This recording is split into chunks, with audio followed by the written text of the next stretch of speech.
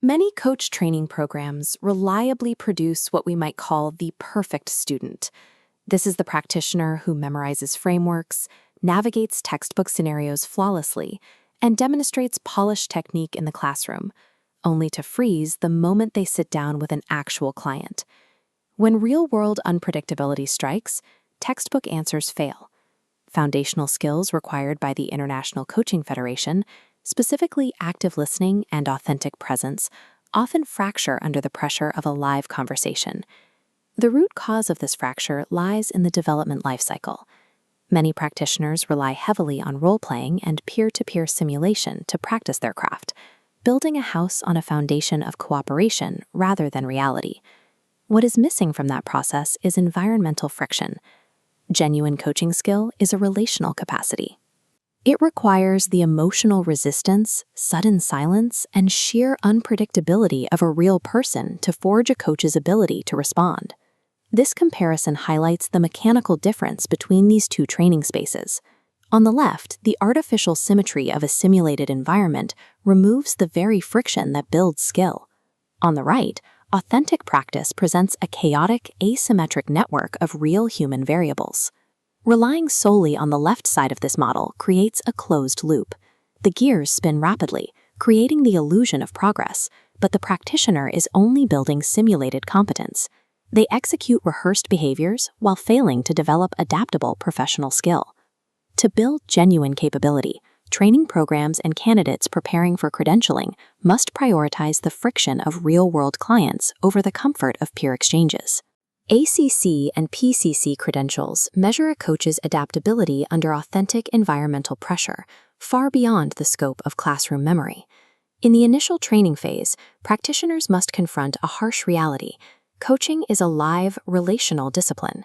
The trajectory of a successful session cannot be mapped out in advance.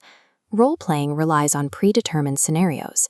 Even without an explicit script, both the peer playing the client and the coach subconsciously know the desired outcome of the exercise. This shared knowledge compromises the exercise. It prompts the coach to execute rehearsed, correct moves to arrive at a solution, bypassing the difficult work of true emotional attunement. Look at this timeline of a role-play session. The trajectory is a straight, unbroken line. The coach travels from start to finish with zero deviations because the peer client allows it. Real sessions destroy that straight line. Unprompted anomalies surface constantly: sudden silence, sharp emotional shifts, or direct resistance. These jagged blocks appear on the path, forcing an immediate change in direction.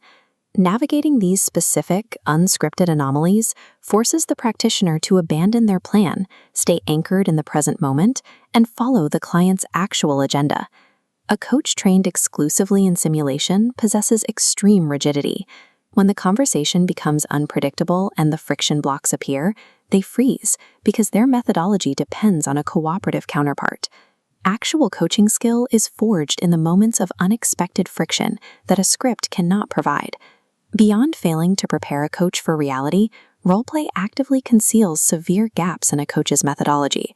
This is the result of cooperative bypass. When coaching peers practice together, the person playing the client naturally simplifies their answers and smooths over awkward interactions to protect the flow of the exercise. If a coach makes a critical error, like interrupting too quickly or slipping into advice giving, they send a red error signal. In a peer exchange, the client node often absorbs the bad technique and returns a green correct signal to keep the roleplay moving. Because the peer self-corrects the scenario, the coach never experiences the negative consequence of their poor technique. The error is falsely validated, forming a permanent blind spot. Real clients operate with emotional complexity. They have zero incentive to rescue a poorly executed question or smooth over a clumsy transition. A genuine client's lack of cooperation acts as a diagnostic mirror. If the coach loses presence or over-explains, the session stalls. The error signal bounces back, forcing the coach to confront the failure in real time. A training environment built without non-cooperative clients is fundamentally incapable of diagnosing what a coach needs to improve. Strict accreditation standards maintained by the ICF exist to evaluate professional practice in the real world. Mastery of core competencies, maintaining presence, establishing trust, and evoking awareness requires the ability to withstand intense environmental pressure. This network map shows how the ICF core competencies are inextricably linked to dynamic variables, sudden personality shifts, direct resistance, and rapid context changes. A practitioner cannot prove they have mastered presence if their emotional regulation has only ever been tested by compliant, predictable peers. Integrating live sessions into the curriculum aligns the training environment directly with the rigorous realities of the final ICF performance evaluation. Minimizing simulation serves as a structural requirement for genuine ICF alignment, ensuring the training environment mirrors professional reality. Once skill acquisition is complete, practitioners move into the phase of accumulating experience hours for their ACC or PCC credentials. These hours provide the required proof of efficacy under authentic professional stakes. There is a structural flaw in using peer-to-peer coaching to accumulate the bulk of this experience log. This dual scatter plot reveals the difference in data density. The peer hours plot is a tight cluster of nearly identical points. The real client plot reveals high-density dots dispersed widely across multiple axes. That tight cluster represents a low-consequence vacuum, a repetition of practice lacking genuine personal, financial, or professional stakes. The dispersed dots represent the vital conditions credentialing bodies demand: unclear goals, variable motivation, and diverse communication styles. Submitting a log dominated by peer hours proves a candidate can succeed in a classroom, but it fails to demonstrate the complex value creation required of the profession. The ultimate byproduct of real client hours is the maturation of professional judgment and authentic confidence.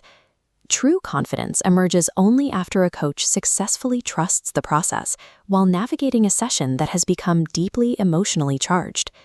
Advanced professional judgment relies on executing precise micro-decisions, knowing when to let silence stretch, when to challenge a core assumption, and when to deepen the inquiry. This level of micro-decision-making is stunted in role-play scenarios where the practitioner faces no permanent consequences for making the wrong choice. Working with real clients strips away the safety net, forcing the coach to absorb the weight of choices and make constant micro-adjustments. Navigating these real-world consequences transforms a trained individual into a credible, trusted professional, ready for advanced certification. These models clarify the distinct roles of simulated and authentic environments in a coach's development. Roleplay serves as a foundational tool for introducing baseline concepts and practicing vocabulary in a safe environment. As a terminal training environment, it is entirely insufficient. It is merely the lowest stepping stone beneath the much larger architecture of authentic practice. Robust training requires 3 pillars: interacting with real clients to develop adaptive skill, exposing concealed blind spots, and aligning practice with final ICF evaluation metrics. Moving into credentialing requires 2 more: logging authentic hours to validate experience and utilizing real-world stakes to forge mature judgment. Training programs must design their curriculums around the unpredictable reality of live client sessions. ACC and PCC candidates must prioritize non-cooperative, real-world friction to ensure they are prepared for the weight of professional certification. Simulation teaches the theory of coaching. Only the uncompromising reality of the client can forge the coach.